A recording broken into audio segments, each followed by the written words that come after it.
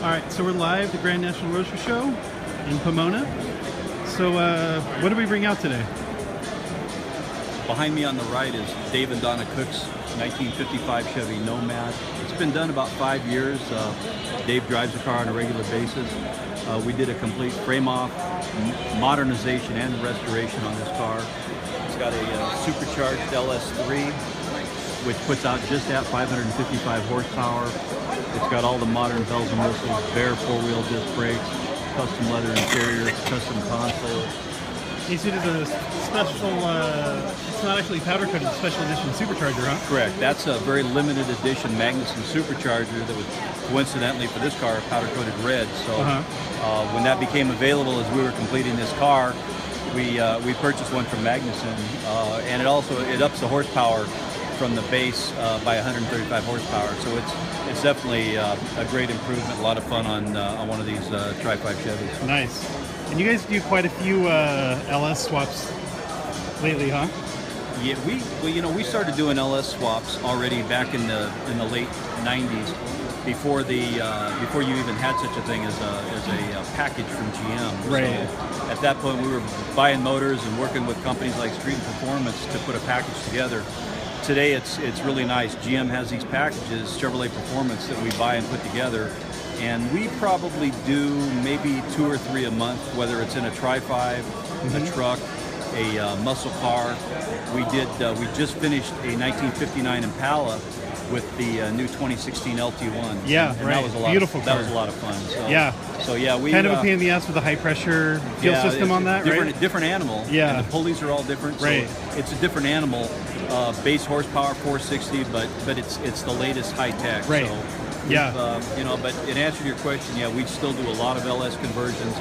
It's I think the preferred engine powertrain for any of these classic cars, muscle stuff. They're dependable. Right. Lots of horsepower. They're clean burning. Right. Just fun to drive. It puts the fun back into these classic cars. Yeah, they're great. They're really great.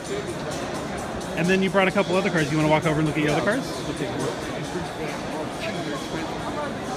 And this one I see outside in front of Dan Chuck lately. It's pretty cool looking 57. Yeah, I think Dan Chuck sponsored this with right. I think Woody's Hot Rod. Yeah. It's a typical back in the day gasser. Gasser, yeah. I'm a gasser fan. I've got one. Me too. I know. I love the two-door Chevelle you guys got. Yeah, it's I've cool. got my That's two-door wagon. 64. And that car, basically, we have sentimental reason because my wife and I dated in a 64 Chevelle wagon in 1970. That's funny. Taking a picture. Excuse us.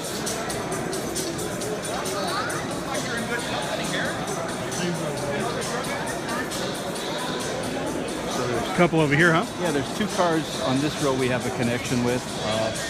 1956 Chevy sedan delivery owned by Gary Howard. Gary and I are old friends, members of the Orange County Classic Chevy Club. Very rare car, factory air, beautiful car. We did a television how-to build with this car involving glass and a lot of the trim. And you don't see a ton of panels. No, this is a pretty rare animal. Yeah. A 56 sedan delivery was normally a work vehicle. This one's kind of loaded up with air conditioning and all the bells and whistles. So, so this was probably custom ordered by someone, and Gary and a number of other folks helped bring this delivery back to life. And yeah, of course, it's not hauling old car parts anymore, but it's still a fun piece of history. Yeah, it's cool because you got the crazy supercharged LS3, and then you got the more traditional classic car kind of do everything.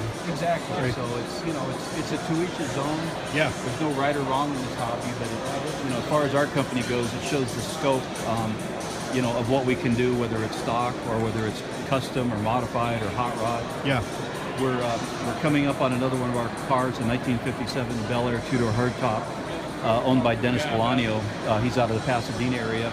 Looks like it just rolled off the showroom floor. Yeah, it's a beautiful car. Yeah. This is a multi-award-winning car. Has scored well approaching 1,000 points in 1,000-point judging at both VCCA and Classic Chevy International show standards. So he doesn't drive this car quite as much as some of my customers. But nonetheless, this car's been done 5-6 years, and you can see she Looks brand new. She shows well, holds good, and Yeah, you know, beautiful. I'm a big fan of driving them. But if you choose to show your car, I'm okay with that. Yeah, You know, everybody's got their own thing, The right? bottom line is the workmanship. That's what we're known for. And, Of course, yeah. You know, when you can take a car to high points like we did here, you know, we're proud of the car. We appreciate Dennis bringing it out. Yeah, it's a beautiful car. Interior is real nice on it too. I really like the interior. Yeah, it's got all the bells and whistles in it. Yeah. A little hard to tell, but super nice. What's your favorite car in here that you saw that you guys didn't work on? That we didn't work on. Yeah. I'm kind of big on. I love this gas. I'm a kind of a gasser guy. I grew up in the 60s and 70s. This is clearly one of my favorites. This 1955 gasser here. It's a cool looking car. It's a cool car. You know, everybody expected me to roll a gasser out, and when I rolled my Chevelle wagon gasser out, which is a 64, everybody was kind of like Very shocked. unconventional. And so why wouldn't you do a 55? Well, you know, I just chose to do something different. And Well, you see a lot of those. yeah, there's been so many 55s done, and they're all cool. But we're gonna go around this way and look at this Nomad. Sure. I've done so many cars that I wanted to build something different. I wanted to go somewhere where I'd never seen a Chevelle wagon gasser. Yeah. Even though the cars were prominent on the drag strips back in the early and mid 60s. Yeah, you don't see too many of them though. We're gonna go one more row over there. One more, okay. Yeah, we're gonna go one more row over here. And, Follow you. okay. It's a twin turbo one here. That's pretty cool. LS twin turbo. I think we can assume that thing makes a lot of yeah. horsepower. Don't know whether he can get it to the street or not. But nice build. I'm sure dyno's at over 1,000 though. I'm sure. Nice build. Good workmanship. Again, that's what this hobby's all about too. Yeah. So to each his own. Yeah. You got the, parking lot's got the cool rusty stuff. That stuff's cool too. Yep. And, Yep. You yeah. can have Everybody's got their own thing. Beater. You can have your own beater or whatever you like. Yeah. This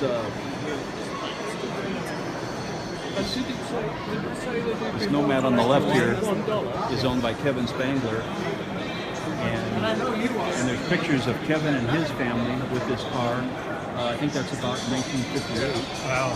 And then there's pictures of Kevin with his son currently on this vehicle in front of the same house where he grew up. Oh, funny. So this car was purchased new at Selman Chevrolet in Orange County. Wow. And that's cool. When the car stopped running, just became an old car in the 70s, it was parked. But fortunately for Kevin, his family was smart enough to put it in the garage and keep it there. Yeah. And he came to me several years ago and said, hey, I've got this Nomad that's a family heirloom. I'd like to restore it, and I know you're the guys to do it. Yep. So we restored this car about 5-6 years ago.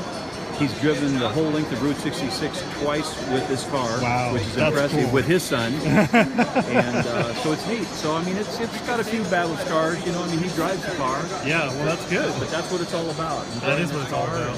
I did, during the build of this car, as we were starting it, I did tell him, I suggest you put some disc brakes and how about some air conditioning, because when you're going across that Texas desert and it's about 180 degrees, you're going to remember we had this conversation, and he didn't. We did drum brakes and no air, but he wanted to keep it all God original. love him, he wanted it original and stock. That's cool, man. And the man drives the car. He's religious about the maintenance. I get the car in 3 or 4 times a year. Yeah. And I think that's what keeps it on the road. And he's never been on the side of the road with the car. He loves it. So that's another thing that's important too. Is I know you guys do full restorations, you guys do modernizations, but you do a lot of the maintenance and that kind of thing for everybody too, right? Correct. So that's something important. Yeah, it takes a special knowledge to really go back and have working knowledge of how these cars are supposed to operate. Right. The dealerships don't really want to deal with these cars. They're not profitable for them. No. And so our customers are very loyal. They bring us the cars back from all over Southern California. And we do handle the maintenance and the upkeep, and they love that. So we're kind of like a one-stop shop for everybody. Yeah, well, I mean, that's important because, I mean, anything that gets thrown at you guys can take care of, really. We've been making, we're going on 35 years, been building these classics. This isn't your first car show. It's not the first rodeo. No, been doing this a long time, but we definitely appreciate all of our loyal customers bringing their cars out to let other people take a look at them, and kind of gives everybody a look back in the day, when we were all when America's a little simpler place. For sure, that's such a cool picture. Very cool. Very beautiful car. Owner of this car, great guy. Takes great care of the car. He lives down in near Temecula. There's a signboard. Oh, there you go. There we go. 366 stuff right there, yeah. Very cool. All right, well, that's it for us for now. Signing off.